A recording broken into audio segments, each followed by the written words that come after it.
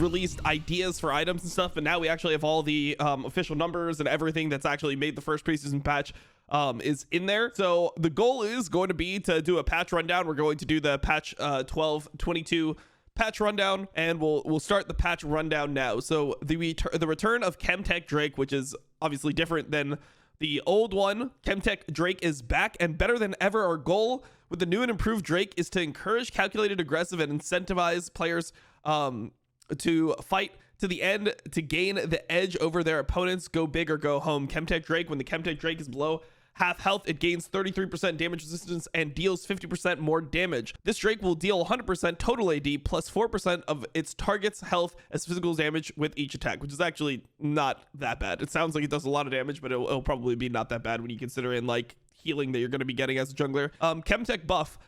When your team kills a Chemtech Drake, they will gain a stacking buff that grants 5% tenacity and 5% healing and shielding power. Chemtech Soul. Upon receiving Chemtech Soul, players will receive a buff that gives them 10% damage resistance and 10% more damage while below 50% health. I assume that it's both of these when they're below 50% health. It's always weird the way they do patch notes because they like don't use correct grammar, so a lot of times you're just trying to figure out what they mean. Chemtech Rift. So essentially this is just going to buff the plants. We already know about this. The Chemtech Rift, when the Chemtech Soul is launched, you have the Chemtech Gas go over the rift, whatever. The point is, in maps where Chemtech Soul is there, you're going to have 3 differences with the fruits. The first one will be the stem fruits, which give you a small shield, and they don't slow you anymore. So the honey fruit will now give you a shield and it won't slow you anymore. The blast cones will knock you further back, twice as far. So yeah, I mean, it's pretty ridiculous if you like own somebody with a blast cone, they're trying to get out of your jungle, and you knock them back with a blast cone, something like that, they're gonna just be instantly dead pretty much. And Firelight Bloom, Scryer's Bloom will upgrade into Firelight's Bloom, which will reveal a small area around the plant when broken, in addition to the usual cone in the opposite direction it was broken from. Allies will also gain movement speed towards that direction for a short duration, and enemy wards revealed will be taken to 1 health. Interesting. Okay, cool. Jungle camp changes, so we'll get right into it. We'll just talk about the changes. We don't need to read the disclaimer. Essentially what it is that like the camps are going to take longer to kill. They're more durable, and then scuttles aren't going to spawn until 3:30. So if it's really hard to clear the jungle, that will mean that champions like Silas, champions like Camille, champions like Kiana aren't going to have to worry about somebody full clearing and being massively far ahead of them. They can just do 3 camps and start ganking because they don't have to worry about scuttles this early. They don't have to worry about the fact that like other champions are going to be like levels ahead of them. They can kind of just go walk around the map and find kills. Camp mechanic changes. Marked for death. When a large monster dies, all small monsters in their camp will be marked for death. After 10 consecutive seconds of not being in combat with a champion, monsters that have been marked for death will die. Okay. Anti-counter jungling mechanic here. Own side clearing strength. Junglers now deal 20% more damage from non-true damage sources to monsters on their own side of the jungle. This increased damage will not apply when invading and dealing damage to the enemy camps. I think this is a terrible change. So this is to remove counter jungling, essentially making it just bad to counter jungle, which to me I think doesn't make sense. Like it's like the opposite of what they were trying to do with jungling in season 6, which was having poacher's knife, doing extra damage, and like being able to like take away enemy camps in a different way, take away enemy camps just yeah, like aggressively. I don't like the idea of making it so it's like, oh, you're not incentivized to counter jungle, because I feel like that's where aggression comes from in League of Legends. That's one of the easiest ways to force upon the enemy is attacking their camps. When their camps respawn, attacking their camps and punishing them for ganking. Like if you take away the ability to counter jungle efficiently, what that now means is that you're not going to be punishing the enemy jungler who's ganking by taking his camps. You're just going to be like running around the map trying to counter gank yourself or get ganks off yourself, which I think just makes the game like a lot more dumbed down.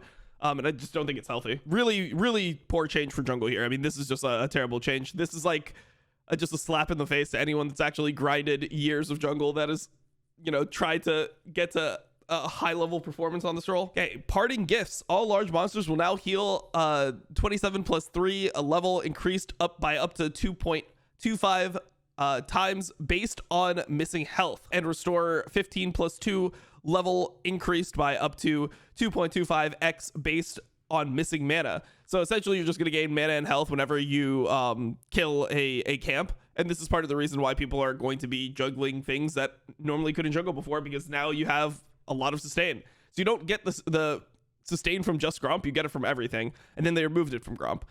This heal and mana restoration will take the form of a projectile that will be fired towards the champion that last hit the monster after a 0.3 second delay. I wonder if that means anything. Like, so it's a projectile. Can it be blocked? Like, you know, if it's a projectile, can it be wind walled? Like, these are just things that, you know, I'm just thinking about for fringe situations. Like, if a Yasuo attacks you on a camp and you're like almost done with it, is it worth to like kill the camp, get the heal, or like could the Yasuo like wind wall it in like very low life situations? Just interesting things to think about. What is the meaning of it being a projectile, or does it just not matter at all?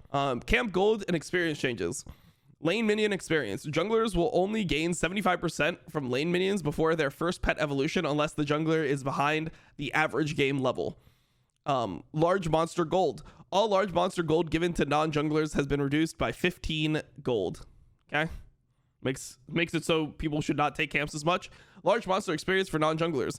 All large monster experience given to non-junglers has been reduced by 15 experience, except for the ancient Krug, which has been reduced by 12 experience. Okay, sure. Large monster experience for junglers. All large monsters now give an additional 15 experience if you have a jungle companion. Perfect. A blue sentinel. Okay, so these are all just, okay, so every camp got tankier. We don't need to go through every single one individually and read it all. Every camp got tankier. That's all you need to know. Every camp deals less damage, but it got tankier. Rift Herald. Given experience to champions within 600 units, 200 to 300 experience. Okay, cool. So Rift Herald is going to be even more experience. Damn.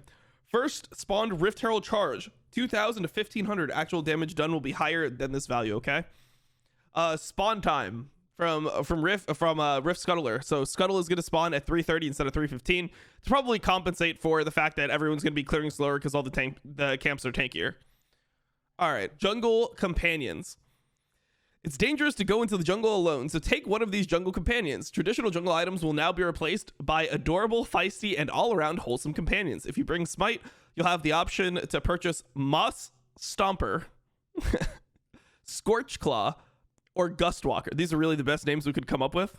Okay, all right. In egg format at the beginning of the game.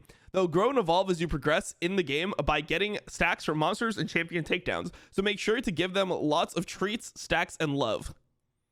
So just play the game. In an effort to conserve the Rift ecosystem, we strongly recommend that our furry and scaly friends and Smite be kept in the jungle. Okay, true. Makes sense. So you got a Pokemon now. Interesting. Companion attacks. Companions will deal 20 plus 4% bonus HP, 15% AP, 10% AD, and will attack at a rate of 1 attack per second. After their owner has stopped attacking, they will attack 2 more times and then stop. Okay, so you got to get used to how you clear your camps with this, because you could probably just clear camps with your companion. Companions will deal their owner, will heal their owner for 70% of the above number every time they attack.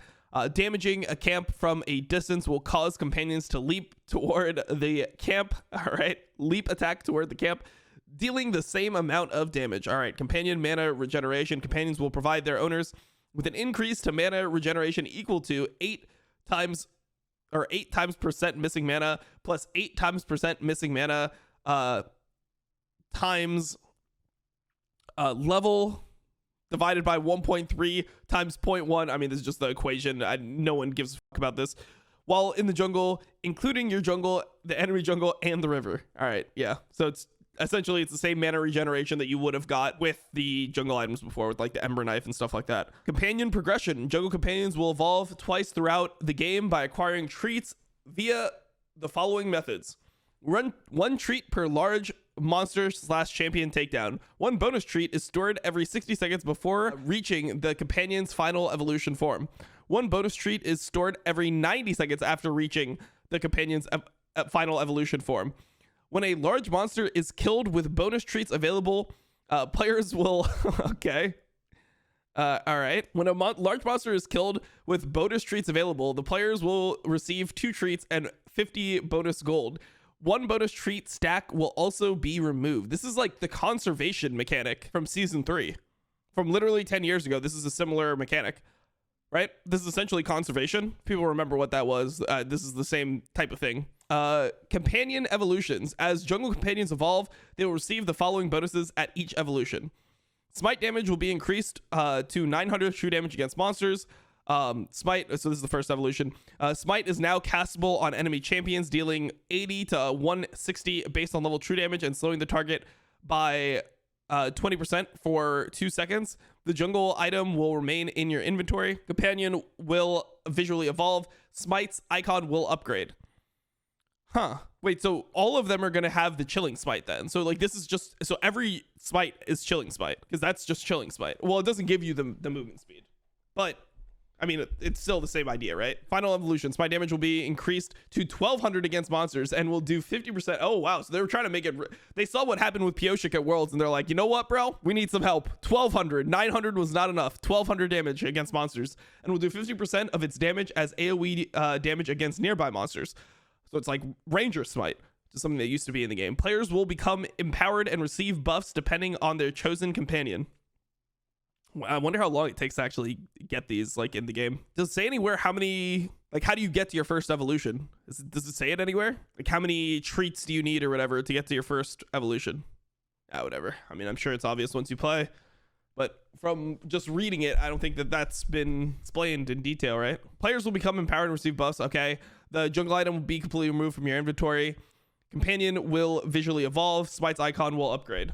Moss Stomper. Okay, Moss Stomper's Courage. Gain a 75 to 330 based on level health shield after killing a monster camp or after 10 seconds out of combat. The shield will remain indefinitely.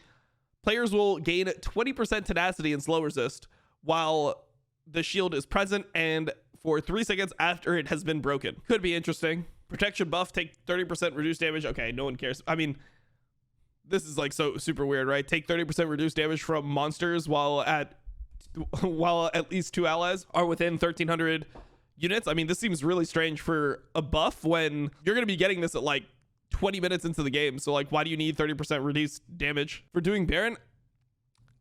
I mean, sure, I guess that assumes that all junglers want a tank Baron, where I feel like nowadays when you play League, if you have like a tank support at all or like anyone else on the team, like if you're dealing damage, you normally don't want to be the one tanking Baron as a jungler because it reduces your damage, unless they change that, which then this makes more sense. Wait, so these are the specific buffs, right? So these are the ones you're going to be getting later on in the game. Oh, protection buff is on all of them. Okay, why did they put them all individually? All right, Scorch Claw will accumulate Ember stacks at a rate of 3 stacks per 0.5 seconds and 100 stacks upon killing a large monster. At 100 Ember stacks, your next instance of damage against an enemy champion will slow all enemies in a 250 unit radius by 30%, decaying over 2 seconds, and deal burn damage equal to 5% of the target's maximum health and true damage over 4 seconds to a primary target. I mean, this sounds like the best one, right? Like this sounds like the best one. Gustwalker's Gate.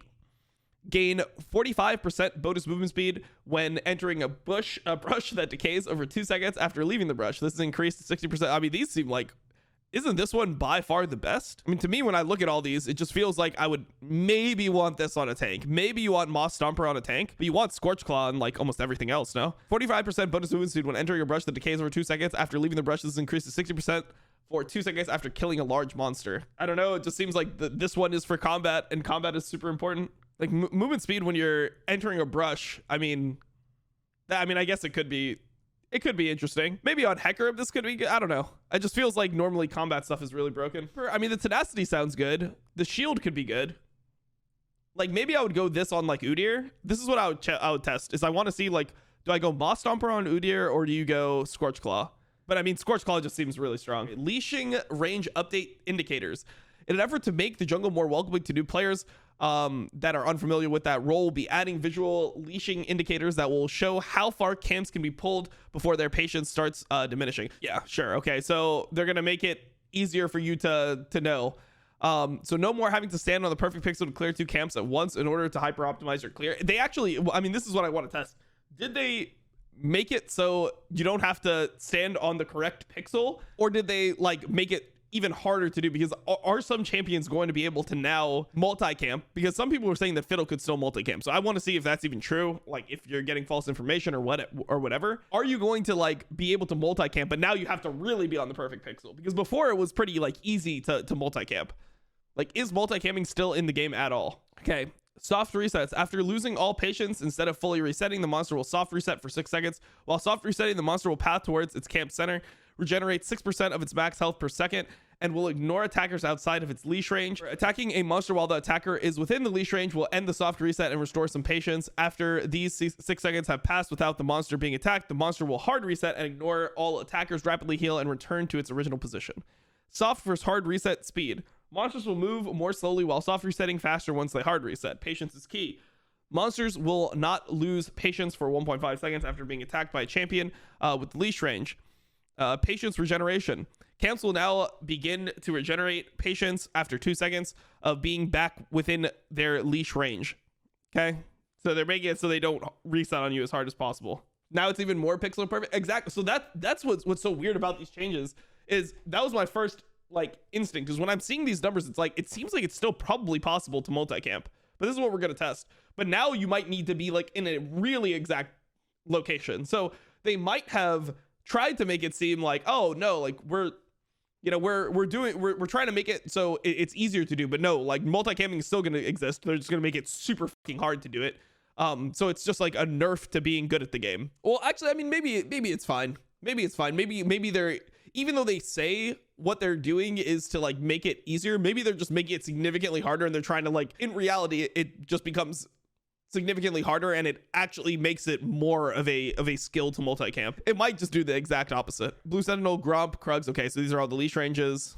Perfect. Recommended pathing. Hopefully you can turn this off. All I care about is that you're able to turn this off. If this is something that is unable to be turned off, this is not an option, I'm going to lose my fucking mind this season, having to look at a preferred path every single time. Like, I just don't want extra bullshit on the fucking minimap. Or like, yeah, I just don't want extra bullshit on my screen if I don't, like, I don't want the game to tell me what to do. Like, that's not how jungling works, bro. This is such a stupid way to view jungling. Jungling is just balancing like your camp, like which camps you're doing and what lanes you should visit. And it should like, it shouldn't be like, I do this set path. It's like, dude, my recommended path is Wraiths into Gromp. Like, how can I gank mid here at level 2? Like, what the fuck? Like, I really hate this idea of recommended pathing. I just think it's just a very bad way to teach jungle. I think it actually just makes you worse in the game. Expanded tactical wheel. League is a team game at its core. In order to better facilitate communication between teammates, we're doubling the number of pings available to the players. The 8 pings on the wheel will be now as follows. Retreat, formerly danger, on my way, assist me, enemy missing, new pings, push, all in, hold, bait. This could be pretty useful. Yeah, I mean, most people could already communicate this. Like, smart people could already communicate this with your ping wheel, but I mean, it's nice to just have like a later just fucking ping push once on the wave instead of like on the way 3 times. I think it's fine. I think it should be an upgrade. Vision wheel from left to right, vision cleared, enemy vision, need vision. Okay, interesting. I don't even use my vision wheel, or yeah, I mean, I don't ever, I mean, I just press H, and that's the one vision ping that I use. Other pings, the caution ping, which exists outside of the ping wheel system, is staying the same with some updated visuals. Return pings, caution. Okay, so that's the V ping. Objective planning, getting your team on board with taking an objective can be difficult, and having everyone ping simultaneously can get confusing very quickly. We're introducing a new voting function that will appear when objectives are pinged, that works similarly to a surrender vote. Now all players can vote and indicate whether or not they'd like to take or contest that objective. The jungler's vote will be counted as 2 votes, and a total of 4 votes for or against the objective will be considered aligned. Hope is that this helps teams better plan around objectives together, because sometimes the team call is better than the right call. Jungler's vote will count as 2 votes. All right, okay, all right. Interesting. And you need 4 votes to do something. So if I just like can gaslight my mid and top laner every single time into listening to exactly what I want to do, we just win the game, and we don't have to like, I mean, look, I'm down with jungler votes counting as 2, but like AD carry votes should count as 0, as -1. Vision system updates. Okay, where are we? Objective planning. All right. Vision system updates. Allied ward tracking. While there are currently ways to see how many wards you have out on the map, there isn't a quick way to check which wards are closest to expiring, which introducing new ward visuals on the minimap we're introducing new ward visuals on the minimap that will indicate when wards are close to expiring. Allied ward minimap icons will now change appearance when they reach a 3rd tier of their remaining duration. That's cool. Oh, cool. One of the Riot patch guys said, I'm in your chat if you have specific questions for preseason stuff during the patch rundown. Oh, cool. Nice. It's my homie Riot Afik. He's the guy I talked to a lot about Hecarim. I was talking to him about Hecarim like all through Worlds. So ability recommendations, suggested ability level ups. In a continuous effort to make League of Legends more welcoming to newer players, we are adding in-game ability level up recommendations. Sure, I mean, this is fine. Don't care about that, but I mean, it's good, I guess, for newer players. Top lane oriented updates, lane golden experience changes. We'll also be making sure to help top laners scale better relative to other lanes and hit those key item and level breakpoints faster relative to mid and bot. Mid and top are getting a bit more experience, bot duo is getting a bit less, and mid is getting a bit less gold.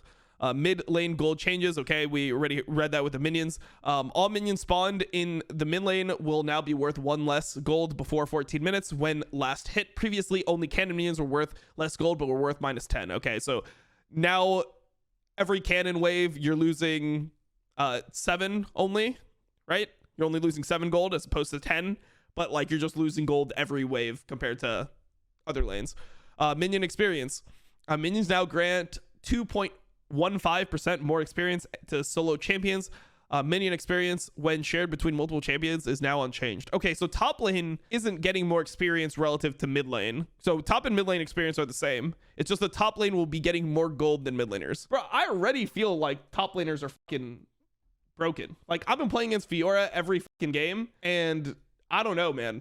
That champion seems like Thanos. So I'm a little bit scared to just see my top lane, or like top laners just be the richest in the game, because Jesus, so I mean, top champions are just fucked up. That's the thing about top lane. It's the worst position on the map, like, but they have the best champions in top lane. Like a Camille that gets really far ahead, a Jax that gets really far ahead, a Fiora that gets really far ahead. All these champions become super fucked up compared to like other champions. Like, for example, if a mid laner gets really far ahead as like Syndra, or like, you know, like even like Kiana, I mean, there's going to be some level of counterplay where top laners just become unkillable and they're like having massive pressure on the map. All right, so new updated items. Okay, so I was already looking at this a little bit. I'm trying to decide what my new Udyr mythic is going to be when I play Udyr, because before it was Sunfire, but Sunfire is no longer a mythic. So what are you going to be getting? And I think that it's going to be this Jack shows the Protean. I think it's going to be this one, but let's see. Become an unkillable monstrosity over the course of a fight. Cost 3,000, health 40, armor 30, magic resist 30, ability haste 20. So stats are pretty in line with what Sunfire was before. Sunfire was 3,200 gold, I believe. It was 450 health, 35 armor, 35 magic resist. So I mean, honestly, Sunfire actually had better stats on it for per gold value. But let's see how broken this is. Passive. Voidborn Resilience. For each second in champion combat, gain a stack granting 2 armor and magic resist up to 8. Max stacks become empowered, instantly draining enemies around you for 3% of your maximum health. Reduced to 30% against minions and monsters, and increasing your resist by 10% until the end of combat.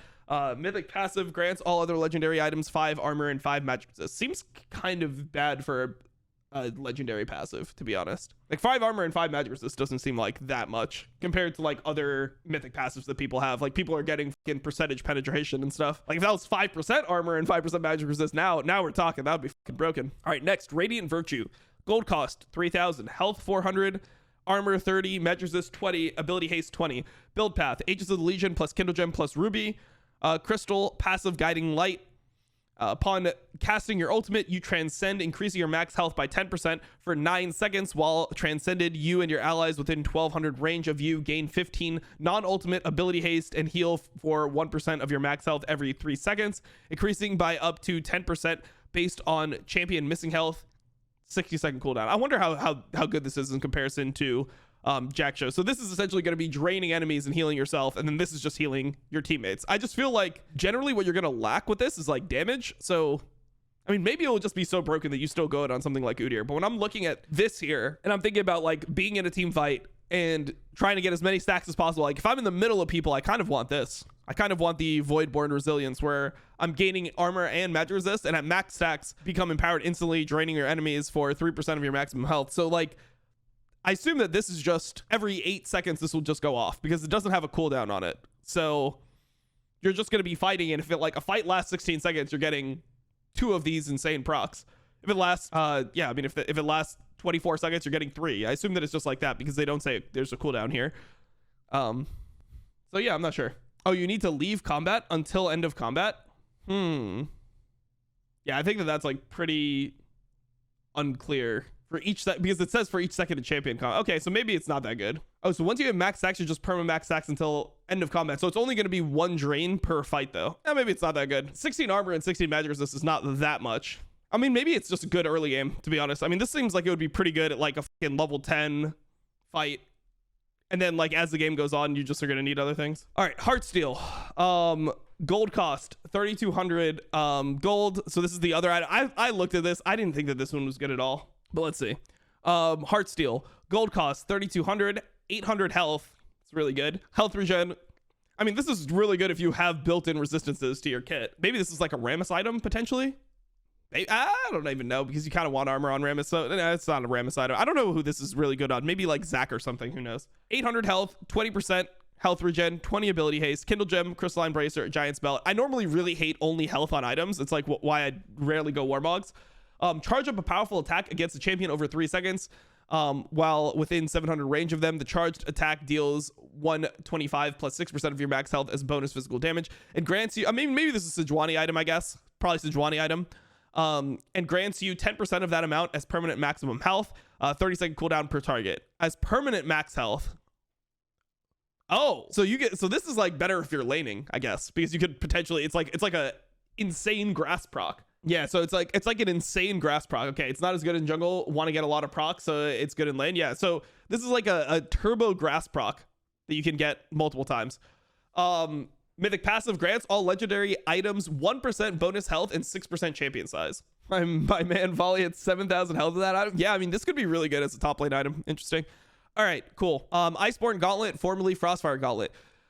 Control the battlefield and cripple the opposition. Gold cost 2,800 to 3,000. Health is down to 400, but now this gives you 0 magic resist and 50 armor. So it's going to be like very good if the enemy team has a lot of physical damage.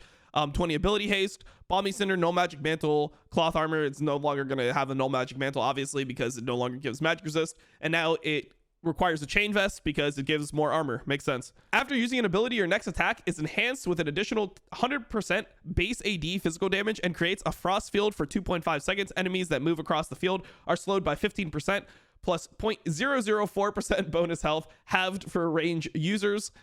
Your primary target is crippled against, applying a 100% stronger slow on them and reducing their damage by 10% against you for 2.5 seconds, 1.5 second cooldown. Grants all other legendary items 50 health, 5% tenacity, and 5% slow resist. Frozen Fist is the increase. Okay, so I mean, I guess that the way I'm seeing this is that this is not going to be as core as Heartsteel or Radiant Virtue or Unspoken Parasite. Or sorry, the Jock Show, whatever. That's the Ornn upgrade. This will probably just be if they have a ton of fucking armor on their team, right? But also, like, doesn't this mythic passive just sound better than the other ones? Like, I would much rather have 50 health. Wait, where is it? Sorry. I'd much rather have 50 health, 5% tenacity, and 5% slow resist against champions than I would want to have like 5% armor and magic resist. Just feel like the tenacity is like such an insane stat. Could be an Udyr item. This could be an Udyr item when you're playing against things that have are physical damage dealing and you just want to be insanely tanky for them. All right, Rod of Ages. This is the one you've all been waiting for. An old friend returns. Bro, they had to change the icon to this. They couldn't just keep like an icon that felt the same. They had to go with this shit. Okay, whatever. Gold cost 3,200. Ability power 60. Health 300. Mana 400. Cool. Catalyst of the Aeons of the Eons, Blasting Wand, and Amplifying Tome. This item gains 20 health, 20 mana, and 4 ability power every minute up to 10 times for a maximum of 200 health, 200 mana, 40 ability power. Okay, and this is a mythic item, no? Yeah, it's a mythic item. Unique passive Eternity, restore mana equal to 8% of pre-mitigation damage from champions and health equal to 20% of the mana spent up to 15 health per cast. Toggle abilities can only heal for up to 15 per second. For every 250 health or mana restored this way, gain 25% decaying move speed over 2 seconds. Interesting. Grants all other legendary items 5 ability haste. Okay. We'll see how good this is in comparison to like Leandri's and Crown and everything else. I mean, maybe it's just like a Rise item again, because Rise didn't really have a really good mythic. I mean, people would sometimes go like Crown on Rise, people would go Everfrost, but I mean, this seems like it would just be back to a super Rise item, no? Yeah, gaining a level is big. Gaining a level is big. Upon reaching max stacks, gain a level, and all effects of Eternity are increased by 50%. Just seems like a Rise item, to be honest. Yeah, we saw this before. This is the same as what they said it was originally. This item hasn't changed since what they had originally. I mean, I just think that it would probably just be a Rise item. So here's Catalyst. That's what Catalyst looks like now? Oh my god. Okay, so this is Catalyst, which is going to build into Rod of Ages. Build into anything else? Yeah, so I mean, this gives you health and mana sustain during the laning phase. Abyssal Mask. Abyssal Mask is a niche item that has struggled to find its way into builds. Returning Catalyst and its Eternity passive should make it a solid option for those looking for a combination of magic resist, mana, and health. Okay, cool. Abyssal Mask. The mana is going to be a 300. Health will be 500. Cost changed to 3,000. Magic resist up to 40. Ability haste 10 unchanged. Build path, Kindle Gem, Spectre's Cowl, Catalyst of the End, Spectre's Cowl. Okay, whatever. Passive Eternity. Restore mana equal to 8% of pre-mitigation damage taken from champions and health equal to 20% of mana spent. Up to 15 health per cast. Toggled abilities can now heal up to 15 per second. All right, this passive is going to make or break the item. Curse nearby enemy champions, reducing their magic resist by 5 plus 1.2% bonus health, max 25. For each cursed enemy, gain 9 magic resist. Yeah, so it's like good on like I mean, this could be an Udyr item. This could end up being like an Udyr like item into magic damage dealing comps. I mean, once again, it's like what is nearby enemy champions? What is like this defined as? Like how many units? Is it still super short range? If it's really short range, then maybe it's not as great on Udyr, but sounds like a good item. It's like, are we talking like 300 range, or are we talking like 600 range? Do you have to be in melee range, or is it just going to be like a little bit bigger? All right, Randuin's Omen. So Randuin's now is going to be 400 health, only 60 armor, 0 ability haste. Active Humility, briefly slow enemies by 55% for 2 seconds. Okay, so much more slow. New passive critical resistance. So it's going to be the old crit reducing Randuin. Critical strikes now deal 20% less damage to you. Passive Rock Solid, reduce incoming damage from attacks by up to 5 plus 0.35%, capped at 40% of attacks damage. I don't know. I mean, this doesn't like, I feel like the armor is pretty low on it. We'll have to see. I mean, I just feel like the armor is pretty fucking low on a 3,000 gold item, but we'll see. The new Sunfire, which is a legendary item. Gold cost 2,800, health 400, armor 50, magic resist 35 to 0, ability haste 20 to 0, bombing cinder, Aegis of the Legion, bombing cinder, chain vest. Okay, whatever. Flame touch has been removed. So I think that the way it's going to really work is that like this is going to be an item that you rush before your mythic if you want it, or you're just not going to go it at all. I feel like this plus a mythic doesn't sound like that tanky of a combo compared to like a mythic item plus, you know, a frozen heart, or a mythic item plus a like, I mean, an abyssal mask if it's good for the game, or whatever, you know. I think that's my issue with the Sunfire item, is that on 2 items it sounds like it won't be that good, but maybe on like 1 item, since it's cheaper than mythics and you can get it pretty early, maybe then it'll be good. All right, Turbo Chemtech. Rather than a jungle specific rush item, Chemtech should now be a possible mid to late game item for any tank looking for an extra bit of engage potential. So now it has magic resist, no armor, low ability haste, and it's way cheaper. Balmy Cinder, Cloth Armor, no Magic Mantle, Kindle Gem, Negatron Cloak, and Ruby Crystal. Okay, the Refuel passive, which is the auto attack, could be removed or is removed. So I mean, we'll see. Essentially a Righteous Glory, but it's good versus, yeah, I mean, it's a good magic resist option if you want to engage. All right, Aegis of the Legion, just a small gold adjustment for Aegis. Gold cost is now 1,200, which makes sense. I mean, this was way too expensive. It felt so bad building in Aegis before. Okay, Ravenous Hydra. Great for AD melee champions looking to carry their teams with damage. Attack damage is 70 to 65. Unique passive cleave 60 to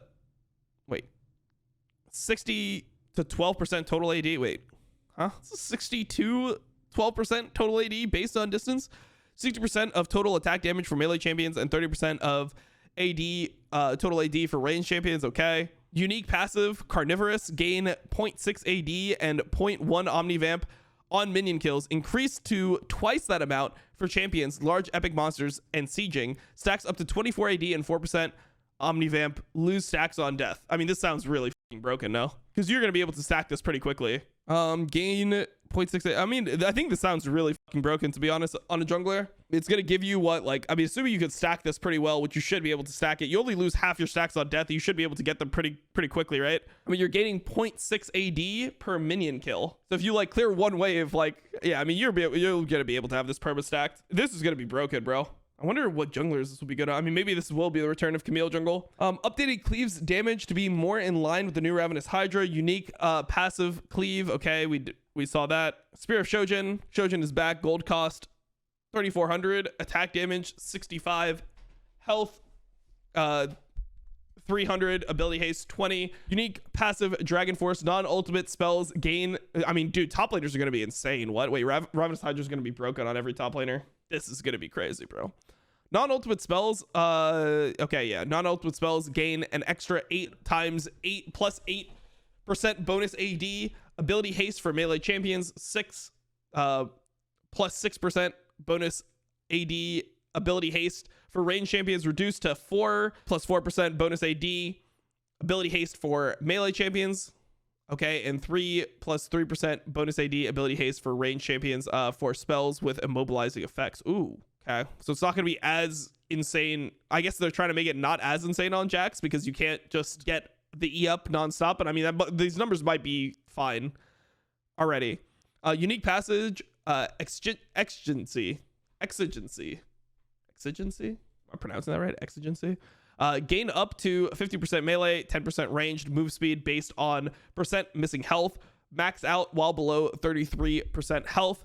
Build path, BF sword, Kindle gem, Caulfield's Warhammer. I mean, it'll still probably be like a good, I guess the stats on it are not as insane. So maybe you're just going to see Ravenous Hydra built like all the time. I mean, I feel like every top laner is just going to want this item.